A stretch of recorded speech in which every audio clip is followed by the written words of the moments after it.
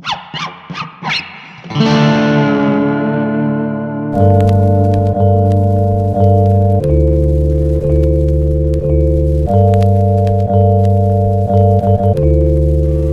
talk about strings.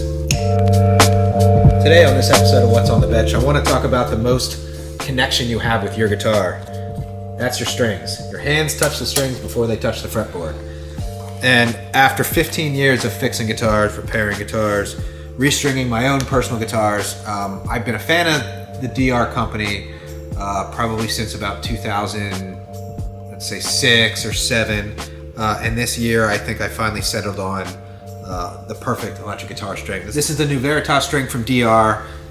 These are by far the most accurate, best strings I've ever used on my personal guitars and customer guitars. I can't recommend them enough. What's cool is they come with 3 extra strings. So as a bonus today, I'm going to show you how I personally restring guitars here at the shop and my own guitars at home. Today we're doing it on a brand new American Professional Series Butterscotch Telecaster here. And like I said, we're going to put on the new Veritas G.E.A.R electric strings, 10 to 46. So they come with 3 extra strings, which are high E, B, and G.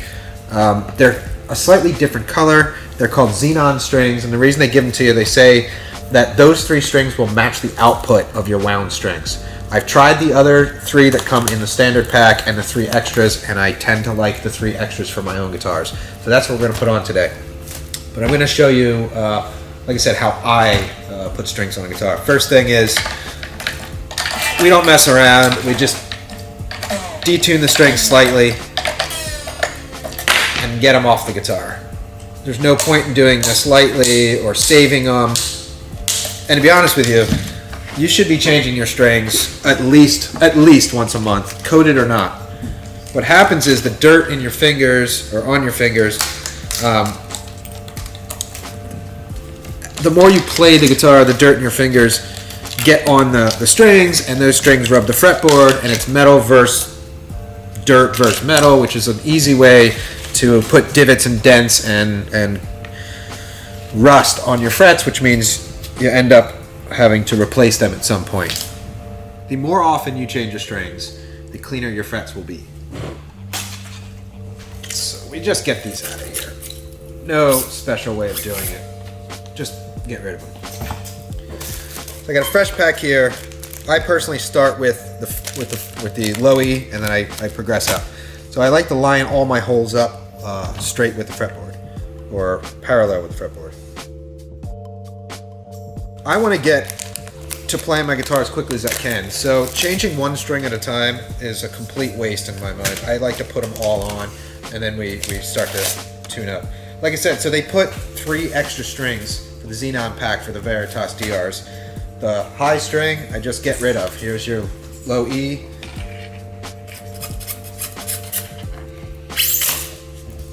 If you don't have one of these, use a shoe. Works the same. Now we'll go for the A string.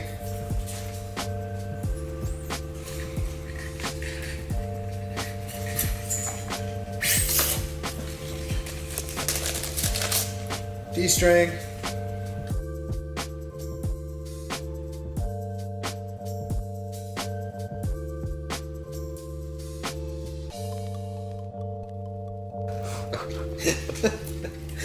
Yay! We got him! Alright, I put all the strings I'm not using out of the way. No sense in getting smacked in the eye by a string. So now that we have all our holes lined up, this is the part you want to pay attention to. So I see these companies do what's called the Texas tie, or they wrap the string around the opposite direction, under and over the top. Look, that may work, but it's just really annoying to take your strings off the next time. Your strings should go on and come off the same, easily. So you put the string through, I give it about, I don't know, 3 inches. We wrap the string over the top and pull up on what I call the tag end. Now as you wind the string around, that tag end is caught in between. That's it. And I cut it as close as I possibly can, because again, no one wants to get whacked in the face by a piece of metal.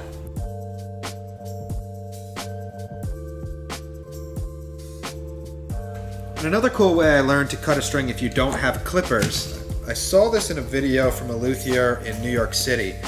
He seemed to be quite a busy luthier, and his idea was that the metal itself will break if you just start bending it back and forth a bunch. So we still do the string caught in between the first wrapping and the other wrappings, and we just break it back and forth, and that's it.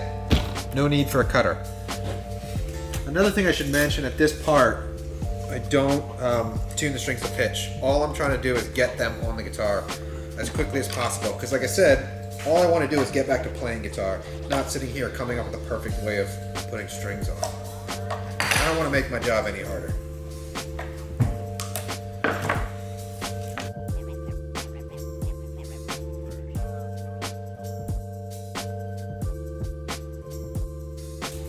That's 6 strings, let's tune it. Another thing I never leave the house without, or at home, the snark tuner. I've tried other ones, the snark tuner just works. James, how much are these tuners? $14.99? Something like that, $14, $15.99, okay. $15. Yeah. It's a $15 tuner.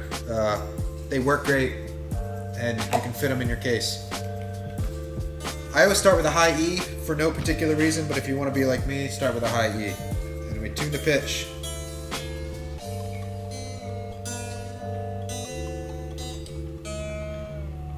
Always tune up to pitch. You want to put pressure on the gear going up to pitch. So if you're above the pitch, go down, come back up.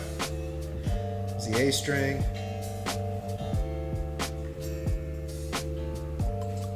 And if you're new to learning your strings, if you go from high E to low E, an easy way to remember what the strings are, E, B, G, D, A, E, which is Easter bunnies get drunk at Easter. It's the way I learned it in the 90s, and that's the way I'll always remember it. So Easter bunnies get drunk at Easter. E, B, G, D, A, E. Now you stretch your string. Pull it up a couple of inches and retune. We're gonna do this 4 times. Don't worry, it goes quick.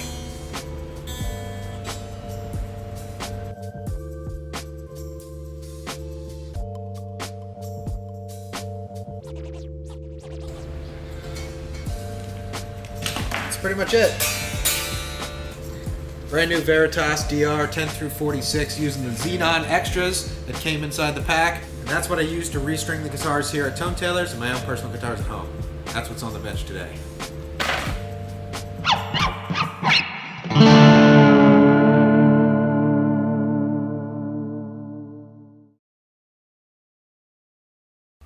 Today on What's the Bench? What's the Bench?